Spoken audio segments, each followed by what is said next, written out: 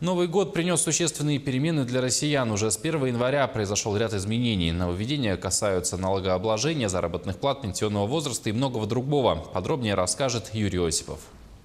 Одной из ключевых перемен этого года можно считать начало изменений пенсионной системы. В основном это касается пенсионного возраста. Он увеличен с 55 лет до 56 у женщин и с 60 лет до 61 года у мужчин.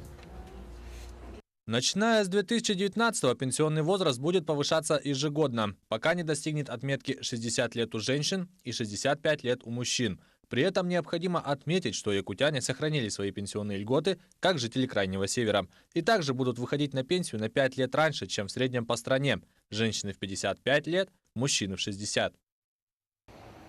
Вместе с тем 1 января увеличен минимальный размер оплаты труда.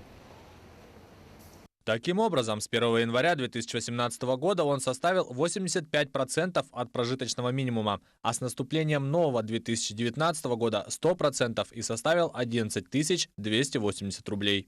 Основываясь на этой величине и будут рассчитываться минимальные зарплаты, больничные и детские пособия. Возрос и налог на добавочную стоимость. Закон о повышении НДС был утвержден еще в августе 2018 года.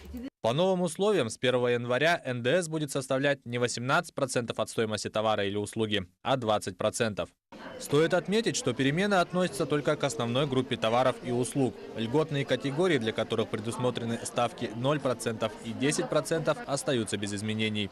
Также в этом году запускается пилотный проект правительства «Налог для самозанятых». Он вводится для лиц, которые фактически работают, но официально не трудоустроены. На начальном этапе проект коснется только 4 регионов России. Для тех, кто оказывает услуги физическим лицам, налог составит 3% и 6% для работающих с юридическими лицами. Налог будет реализовываться с помощью мобильного приложения. Гражданам даже не потребуется посещать никакие инстанции для оформления документов. Налог же на движимое имущество предприятий отменяется.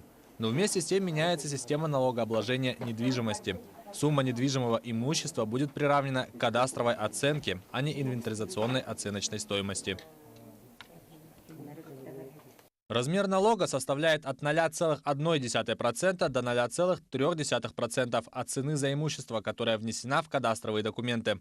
Эксперты утверждают, что больше всех пострадают владельцы старых квартир, расположенных в центре крупных городов. В их случае фискальное обложение увеличится в 7-10 раз. При этом для владельцев жилья в новых домах на окраинах сумма увеличится в 1,5-2 раза.